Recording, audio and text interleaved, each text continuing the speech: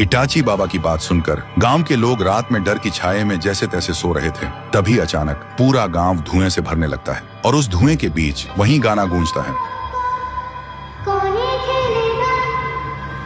और धुएं के अंदर से बाहर आती है गुड़िया। बाहर निकलते ही गुड़िया जोर जोर से हंसने लगती है। उसकी हंसी की गूंज सुनते ही पूरा गांव जाग जाता है और सब लोग डर के मारे चीखते हुए इधर उधर भागने लगते हैं।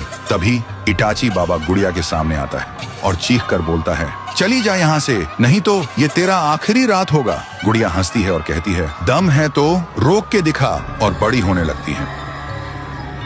फिर आंखों से लाल लेजर निकल के गांव वालों पर सीधा हमला करने लगती है। इटाची बाबा भी गुड़िया को रोकने के लिए अपने मंत्र से हमले छोड़ता है, लेकिन उसके कोई भी हमले गुड़िया पर असर ही नहीं कर रहे थे। फिर इटाची बाबा अपना सबसे शक्तिशाली हमला करता है, लेकिन वह भी गुड़िया के सामने बेअसर पड़ता है। उधर गांव वाले डर के मारे घुटनों पर गिर जाते हैं और चीख कर पुकारते हैं, हमें बचाइए।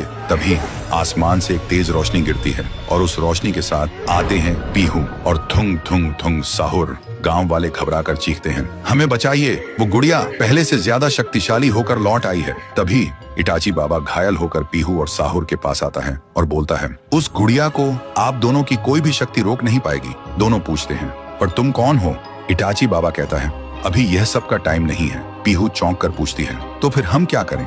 इटाची बाबा कहता है, उसे मिटाने के लिए हमें वहीं जाना होगा जहाँ से उसका जन्म हुआ था। साहुर गुस्से से बोलता है, बताओ कहाँ जाना है? इटाची दोनों की आंखों में देखकर बोलता है, आप लोग गुड़िया को उलझा के रखिए, मैं वहां जा रहा हूँ। फिर इटाची बाबा मंत्रों से एक पोर्टल खोलता है और पोर्टल के अंदर चले जाते हैं।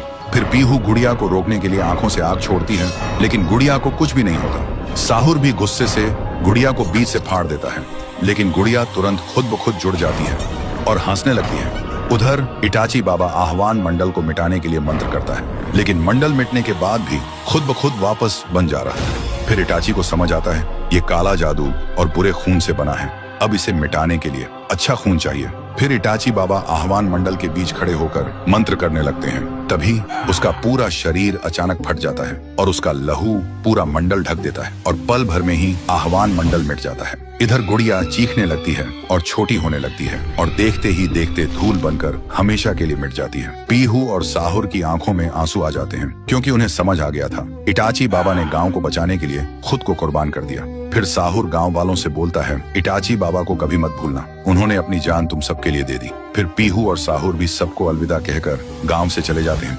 कुछ साल बाद गांव वालों ने इटाची बाबा की याद में एक बड़ी सी मूर्ति गांव के बीचों बीच खड़ी कर दी, क्योंकि गुड़िया को मिटाने के बाद शांतिपुर फिर से पहले जैसा सुकून भरा गांव बन गया था।